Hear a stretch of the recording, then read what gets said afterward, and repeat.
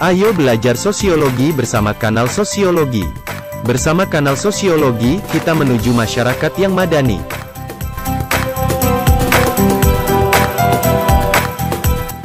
Assalamualaikum warahmatullahi wabarakatuh. Sebelum kita memulai pembelajaran kali ini, marilah sama-sama kita dukung channel kanal Sosiologi dengan cara menekan tombol subscribe. Terima kasih bagi Anda yang sudah menekan tombol subscribe. Dengan menekan tombol tersebut, Anda telah membantu kanal Sosiologi untuk lebih bermanfaat bagi lebih banyak orang. Pada kesempatan kali ini, kita akan mempelajari sejarah sosiologi.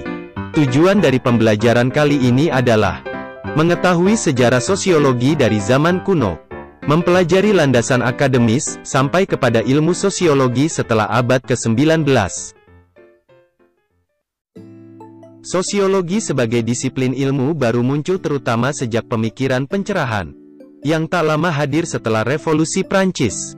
Sosiologi disebut juga sebagai ilmu masyarakat yang posifistik. Asal-usulnya dipengaruhi berbagai pergerakan dalam filsafat ilmu dan filsafat ilmu pengetahuan. Analisis sosial bermakna luas, namun, memiliki asal-usul dari filsafat yang mendahului bidang ini.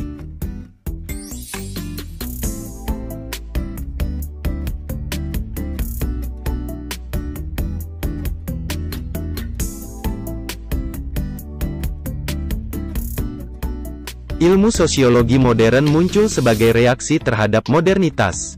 Kapitalisme, urbanisasi, rasionalisasi, sekularisasi, penjajahan dan imperialisme. Akhir abad ke-19, sosiologi menaruh perhatian yang dalam pada negara kebangsaan modern, yang terdiri dari lembaga, unit-unit sosialisasi, dan sarana pengawasan. Penekanan pada konsep modernitas dan pencerahan digunakan untuk membedakan diskursus sosiologi dari filsafat politik klasik.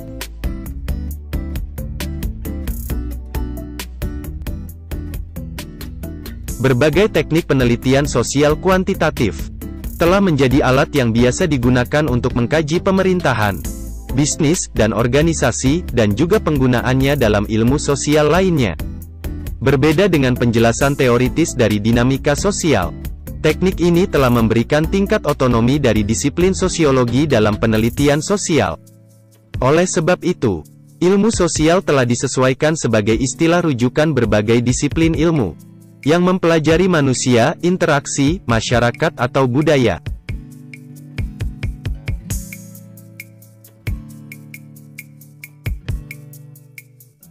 Zaman kuno.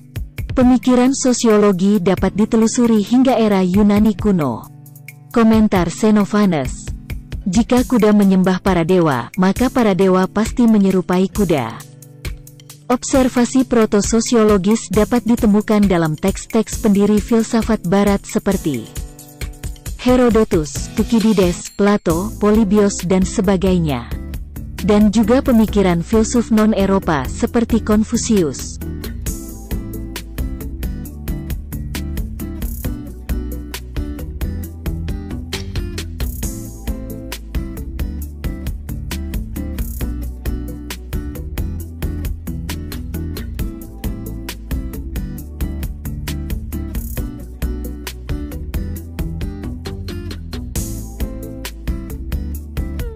Kecenderungan karakteristik dalam pemikiran sosiologi Yunani kuno dapat ditelusuri kembali pada lingkungan sosial mereka. Karena jarang ada organisasi politik yang luas atau terpusat di dalam suatu negara yang memungkinkan semangat kesukuan atas lokalisme dan permainan bebas. Semangat lokalisme dan kedaerahan merasuki sebagian besar pemikiran Yunani mengenai fenomena sosial. Asal-usul teknik survei dapat ditelusuri kembali pada naskah Domesday Book yang diperintahkan Raja William pertama pada tahun 1086. Pada abad ke-13, Ma Tuan-lin, seorang sejarawan Cina, yang pertama kali mengenali pola dinamika sosial sebagai komponen penting perkembangan sejarah. Hal tersebut ditulisnya pada manuskrip ensiklopedis miliknya. yang berjudul Wenxian Tongkao atau Pemeriksaan Komprehensif Literatur.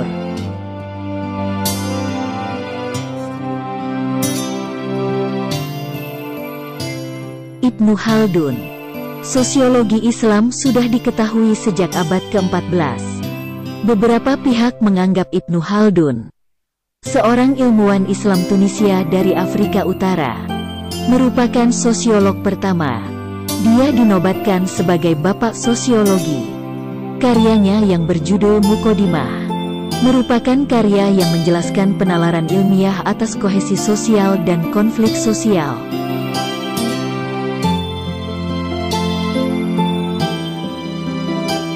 Ibnu Khaldun terkenal dengan bukunya yang berjudul Muqaddimah, yang kemudian diterjemahkan sebagai Prolegomena dalam bahasa Latin.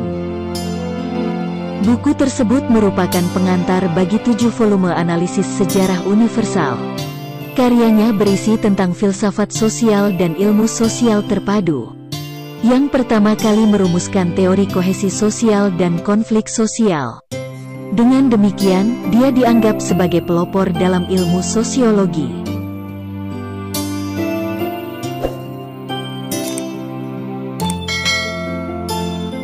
Ibnu Khaldun menyusun teori dinamika sejarah yang melibatkan konseptualisasi konflik sosial dan perubahan sosial. Dia mengembangkan dikotomi antara kehidupan yang menetap dengan kehidupan yang berpindah-pindah, serta konsep generasi, dan hilangnya kekuasaan yang tak terelakkan yang terjadi saat para pejuang gurun menaklukkan kota.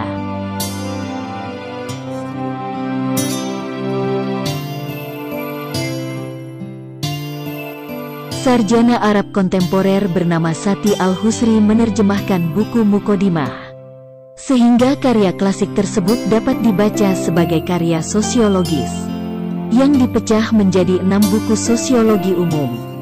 Topik yang dibahas dalam karya ini meliputi politik, kehidupan perkotaan, ekonomi, dan pengetahuan. Karya ini didasarkan pada konsep sentral Ibnu Khaldun tentang asabiyah, yang diterjemahkan sebagai kohesi sosial, solidaritas kelompok atau kesukuan.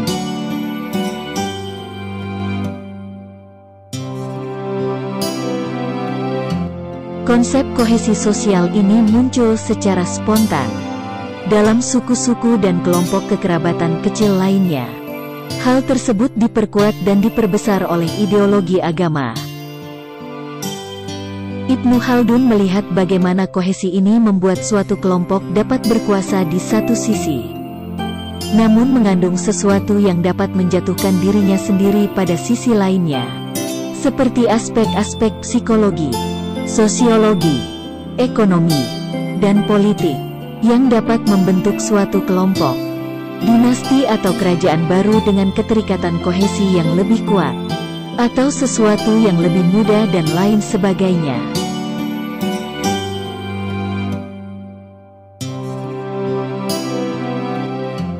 Landasan disiplin akademis. Pelembagaan formal sosiologi sebagai sebuah disiplin ilmu dimulai oleh Émile Durkheim, yang pertama kali mendirikan Departemen Sosiologi Prancis di Universitas Bordeaux tahun 1895. Dia juga mendirikan jurnal L'Année Sociologique di tahun 1896. Program studi sosiologi mulai diajarkan pertama kali di Amerika Serikat pada tahun 1875 oleh William Graham Sumner.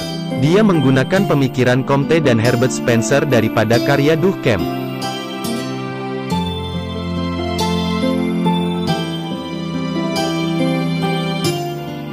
Pada tahun 1890, program studi sosiologi tertua di Amerika Serikat dimulai di Universitas Kansas, yang diajarkan oleh Frank Blackmar. Departemen Sejarah dan Sosiologi di Universitas Kansas didirikan pada tahun 1891. Dan Departemen Sosiologi di Universitas pertama kali didirikan pada tahun 1892. Di Universitas Chicago oleh Albion Small, yang pada tahun 1895 mendirikan American Journal of Sociology.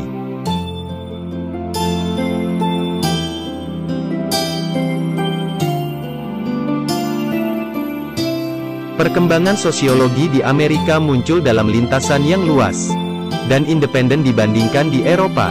George Herbert Mead dan Charles Cooley berpengaruh dalam pengembangan teori interaksionisme simbolis dan psikologi sosial di Universitas Chicago. Sementara Lester Ward menekankan pentingnya metode ilmiah dengan menerbitkan buku Dinamik Sosiologi pada tahun 1883.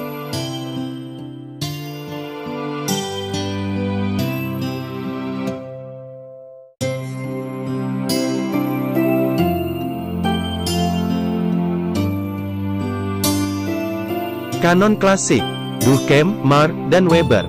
Durkheim, Marx, dan Weber biasanya disebut sebagai tiga arsitek utama ilmu sosial modern.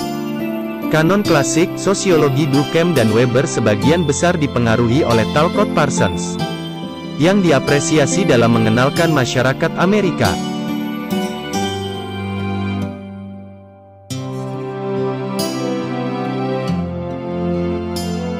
Buku Parsons yang berjudul Structure of Social Action mengkonsolidasikan tradisi sosiologi Amerika dan menetapkan agenda sosiologi Amerika pada titik pertumbuhan tercepat pada disiplin tersebut. Namun, dalam kanon Parsons, Vilfredo Pareto memiliki signifikasi lebih besar daripada Marx atau Simmel.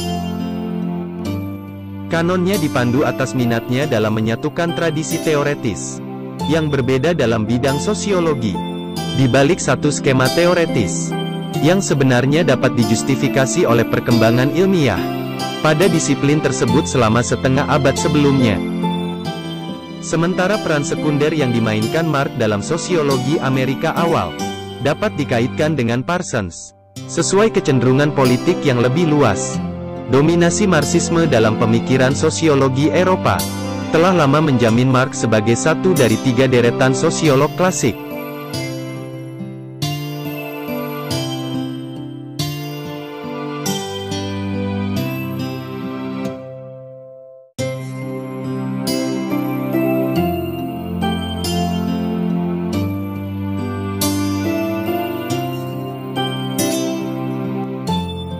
Abad ke-19.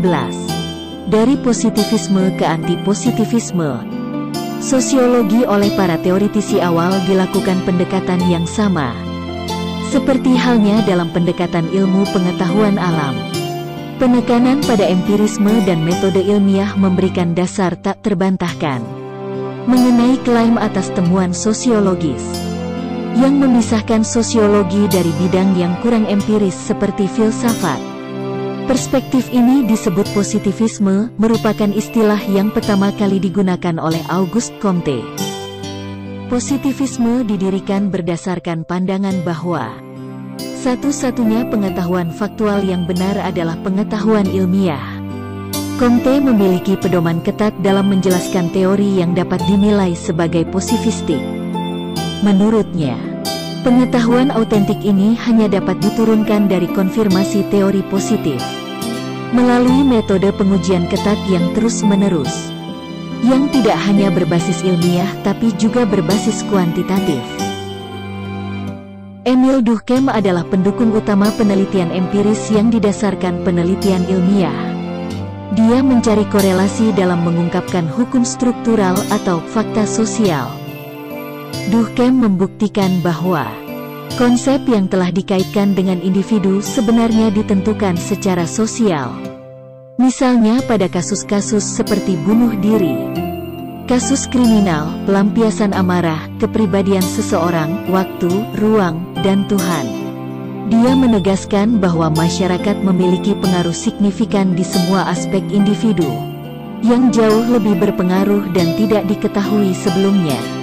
Baginya, sosiologi dapat digambarkan sebagai institusi ilmu yang dapat menelusuri asal-usul dan fungsi.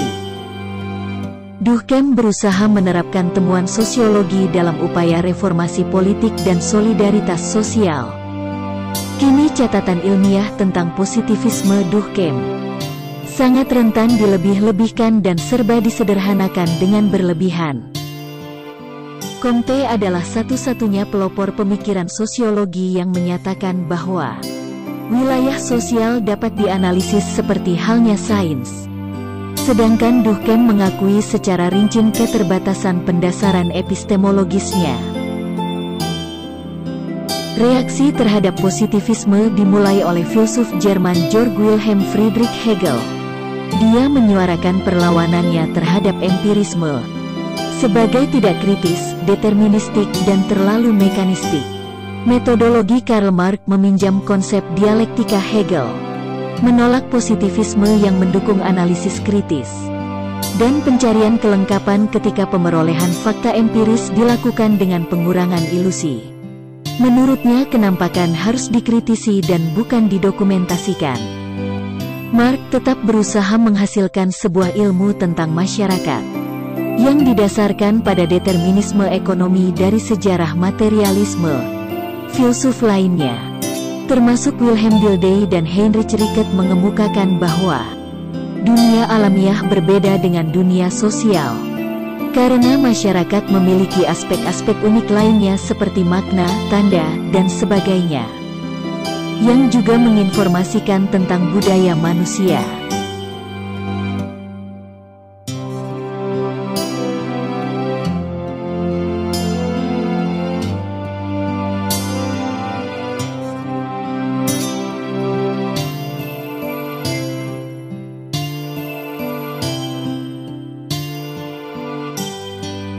Terima kasih telah menyaksikan kanal Sosiologi.